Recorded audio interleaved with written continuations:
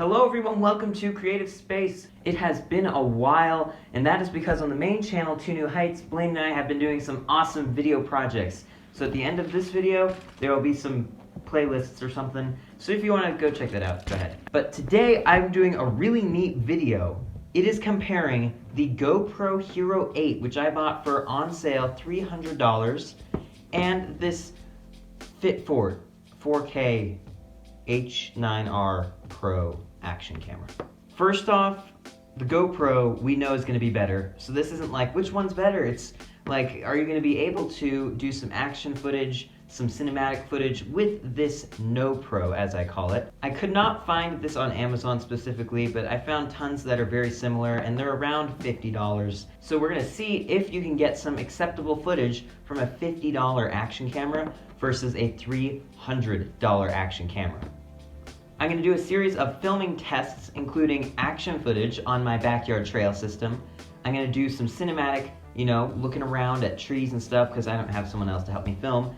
And then I'll do a comparison where the camera is now looking at me to see if it would work for a sit-down video. First, let's give you a brief overview of each of the cameras, starting with the GoPro Hero 8, which right now is GoPro's kind of like big flashy camera. It is very easy to use. It just has two buttons, which is really sweet. The power button and the record button. The rest is all touchscreen, so you can use your finger to swipe and choose whatever mode you want. It has hyper smooth, so it's really stable. It has super view, so it's really wide angle. It has awesome video, slow-mo, tons of different customizations, and it's a really sweet camera. The Fitfort. The Fitfort. It does have a screen on the front, but the first thing I notice is it has more buttons. It has these little buttons on the side, and it takes a long time to boot up. The GoPro takes like 3 seconds. This takes like 10, which is not big, but still it's noticeable. And the screen looks really scratched up from certain angles, and it's really hard to see because when you turn it on, it does show you what you're seeing on the camera, which is neat, but it's just so difficult to see. It's bad, and it is not a touchscreen, to let you know. It does feel quite cheap, and one of the biggest issues is that the side port is completely exposed. So the SD card and the micro SD can just be exposed to dirt, grime, and water. Also, the battery is ridiculously hard to get out. I literally can't even get this out. And another thing, if you want to get this Fitfort, although it does come with a ton of mounts, you do need to put it in this waterproof casing in order to mount it on anything. It can shoot in 1080p, which is pretty sweet, but I have not been able to find a 4K setting for this 4K camera.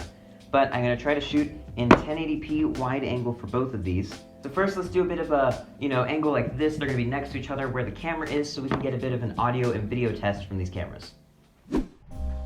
Okay, so right now you're seeing the video and the audio from the Fitfort 4K action camera. I noticed that it does not have a linear mode. I could not find the linear mode. If you take a look at the screen here, you operate it by tapping the... This is my first time getting a good look at this footage as I'm editing this, and it is really bad. This is just unacceptable. The coloring is awful, the wide angle's bad, the image is gritty, it's noisy, the audio is muffled really poorly, there's a watermark on the top left, and if I punch in, look at how bad the image quality is. But then we compare it to the GoPro, and the GoPro just looks phenomenal. The audio is better than my camera. Even if not on linear, it could see like the wall over there, the boards I have on the side here. So I actually had to punch in, so it's a little worse quality than it would be, but this is the video and audio. It is probably a lot better, but I use my phone for audio, and it's better than both of those. The audio is fantastic on the GoPro. That is the test of the Hero 8 versus the Fitfort in still video. Now let's go to some close-up, maybe B-roll kind of video. Right now I'm using the GoPro to take B-roll of the Fitfort. Now, neither of these cameras have a good focus at close proximity. They have to be about a foot away for things to come into focus. So at that range, take a look at the detail, but you can see how much detail there is on the 8. Now, if we switch to the Fitfort, you see here it's a lot more narrow field of view. The camera is closer, but then again, there's that focus issue. But once again, take a look at the difference in quality.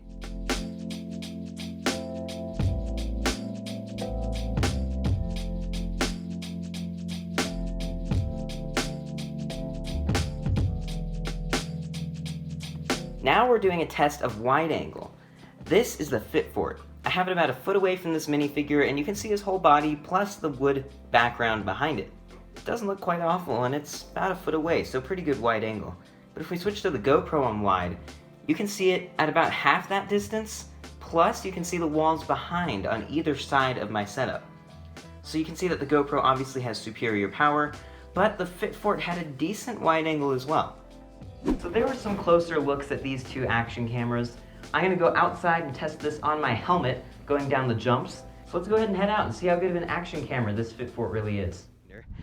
It rained yesterday, and previously I'd packed everything down, so hopefully everything's really good to ride. We even got some wind going, so we'll be able to test wind noise. Whoa. Whoa, did not do that very well.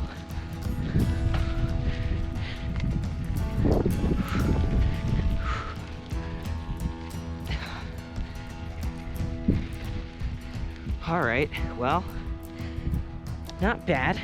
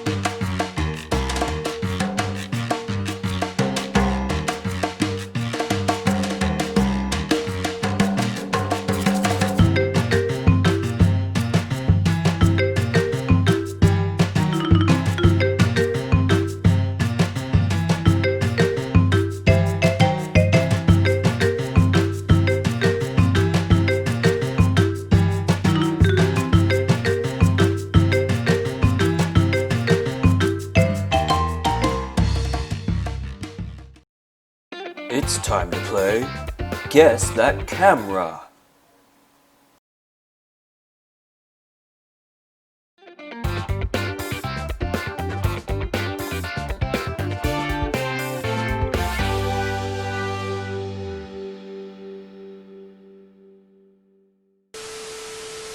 Alright, so I just got back. I'm sweating. It's like 85 degrees out there. But I'm not going to look at what the GoPro had because we all know what to expect. Let's see what this $50-ish Fitfort gives us here. No, I never pressed record. Okay. Never mind, that was the bad one. Dang, you pressed these buttons, right? There's no way to skip ahead either. So you just gotta sit and, ooh. Actually, the colors aren't so bad. So it doesn't look awful right now. It definitely doesn't have as bad as the GoPro effect as the GoPro, but it's definitely not as wide angle either. There's absolutely no audio coming out of it either.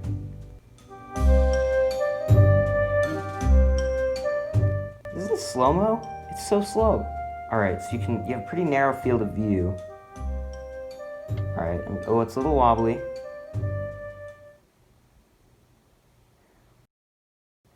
What? This is in slow-mo. It's playing at 60 frames per second, but slow-mo. What? Why did it do this? The GoPro shoots at 60 frames and it doesn't automatically slow down.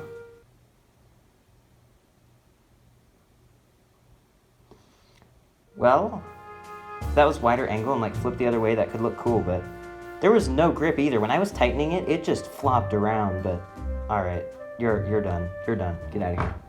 Alright, so what did we learn today? We learned that the GoPro is pretty sweet still. If you can afford to drop $300, sale going on at GoPro.com, or you can just go to Amazon, linky in the description. The Fitfort, the NoPro. Let's see here. In brutal honesty, I really overestimated this.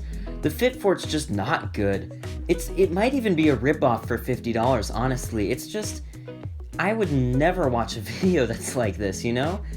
If you have, like, save up for $150 and buy a used Hero 4. The audio is better than any GoPro ever made. The video's 1080p. Sure, it won't have hypersmooth, it won't have 4K, but it'll be infinitely better than this. Don't buy a NoPro of any sort.